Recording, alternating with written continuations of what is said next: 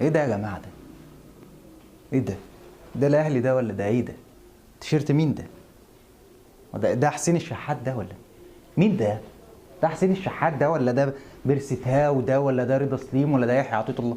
مين ده يا جماعه؟ ما تجاوبوني. ده في ايه يعني؟ انا عايز افهم بس هو في ايه؟ فين الاهلي؟ فين الفريق؟ فين الناس؟ تيشيرت ايه البديل ده؟ الاهلي ياما كان عنده تيشيرتات بديله احسن من التيشيرت الاساسي في بعض الاحيان. ايه ده؟